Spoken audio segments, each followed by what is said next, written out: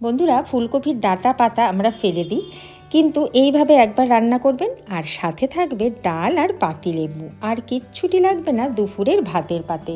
নমস্কার, আমি মৌসুমি, মৌসম ক্রিয়েটিভিটি চ্যানেলে সবাইকে স্বাগত জানাই। রেসিপি ভালো লাগলে লাইক আর নতুন ভিডিও পেতে চ্যানেলটিকে অবশ্যই সাবস্ক্রাইব করে দেবেন, আর ভিডিওটা শেষ পর্যন্ত দেখার অনুরোধ রইল। এখানে আমি নিয়েছি একটা ফুলকপির ডাঁটা পাতাগুলো ছাড়িয়ে নেব, নিয়ে এইভাবে ছোট ছোট করে কেটে নেব। পাতাগুলো কিন্তু অবশ্যই খুব ভালো করে ধুয়ে নিতে হবে, কারণ পাতার মধ্যে অনেক রকম পোকামাকড় বা অনেক সময় বিষও দেওয়া হয়। এবার পাতাগুলো আমি কুকারে ভাপ দেব। তার মধ্যে দেব সামান্য লবণ আর হলুদ, জল দিয়ে এটা গ্যাসে বসিয়ে দেব। সিটি কিন্তু পড়বে না, সিটি পড়ার আগেই নামিয়ে দেব। এই তরকারির মধ্যে আমি দেব শিমগুলো আমি এইভাবে কেটে নিয়েছি। দেব আলু, ধনেপাতা, কুমড়ো, সবজিগুলো আমি কেটে কিন্তু একবার ভালো করে ধুয়ে নিয়েছি। আর দেব টমেটো, 3-4 কোয়া রসুন আর কাঁচা লঙ্কা। এবার রান্নাটা শুরু করার আগে একটা পেস্ট বানিয়ে নেব। তার জন্য নেব 1 চামচ পরিমাণে কালো সর্ষে, 1 চামচ পরিমাণে হলুদ সর্ষে, একটা পাকা লঙ্কা, একটা কাঁচা লঙ্কা, না থাকলে 2টো কাঁচা লঙ্কাও দিতে পারেন, আর 4-5 কোয়া রসুন, সামান্য লবণ, টমেটো কুচি আর সর্ষের তেল, সাথে একটু জল। এবার এটার একটা পেস্ট বানিয়ে নেব। পেস্টটা এই রকম হবে। এটা পেশার আগে একটু সর্ষের তেল দিলে কিন্তু ঝাঁঝটা সর্ষের খুব ভালো থাকে, তাই আমি সর্ষের তেলটাও দিলাম। এবার কড়াইয়ে দিয়ে দেব পরিমাণ মতন সর্ষের তেল, আর সাথে কালো জিরে 1 চামচ পরিমাণে।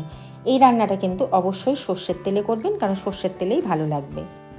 আগে আলুগুলো ভেজে নেব, তাই আলুগুলো তেলের মধ্যে দিয়ে দিলাম। হাই ফ্লেমে আলুগুলোকে খুব ভালো করে নাড়াচাড়া করে নেব। এই সময় দিয়ে দেব স্বাদ মতন লবণ আর হলুদ। আবারও খুব ভালো করে একবার নাড়াচাড়া করে সাথে দিয়ে দেব কপির পাতা ডাঁটা। আলুর সাথেই কপির পাতা ডাঁটাটা কিন্তু হালকা ভেজে নেব, তাহলে স্বাদটা আর একটু বাড়বে। কপির একটা গন্ধ থাকে, সেই গন্ধটাও কিন্তু চলে যাবে। এই সময় দিয়ে দেব শিমটার সঙ্গে আলু, কপির পাতা ডাঁটা সব একসঙ্গে একবার ভেজে নেব। শেষে দেব কুমড়োটা, কারণ কুমড়ো খুব তাড়াতাড়ি গলে যায়। আবারও খুব ভালো করে মিশিয়ে নিয়ে সামান্য জল দেব আলু, কুমড়ো আর শিমটা সেদ্ধ হওয়ার মতন, কারণ কপির পাতা কিন্তু আমি একবার ভাপ দিয়ে নিয়েছি। 3-4 মিনিট রাখলেই কিন্তু সেদ্ধ হয়ে যাবে। এই সময় দিয়ে দেব সর্ষের পেস্টটা দিয়ে আবারও খুব ভালো করে সবজিগুলোর সঙ্গে পেস্টটাকে মিশিয়ে নেব। এই সর্ষের পেস্ট দিয়ে কিন্তু বেশিক্ষণ রাখবো না, তাহলে সর্ষের ঝাঁঝটা চলে যাবে।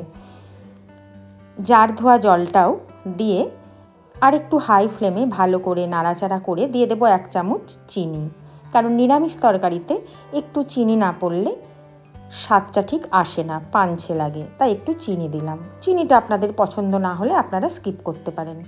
আবারও ভালো করে নাড়াচাড়া করে নামানোর আগে দিয়ে দেব কিছুটা পরিমাণে ধনেপাতা। এই শীতের সময়তেই কিন্তু সব সবজিতেই ধনেপাতাটা বেশ ভালোই লাগে খেতে। আবারও খুব ভালো করে নাড়াচাড়া করে গ্যাসের ফ্লেম বন্ধ করে একটি বাটির মধ্যে তুলে নেব। ফুলকপির ডাঁটা পাতা একদমই ফেলে না দিয়ে এইভাবে রান্না করবেন, দুর্দান্ত স্বাদ আসে। তাহলে আজকের রেসিপি কেমন লাগলো অবশ্যই জানাবেন। দেখা হচ্ছে পরের ভিডিওতে। খুব ভালো থাকবেন, সুস্থ থাকবেন।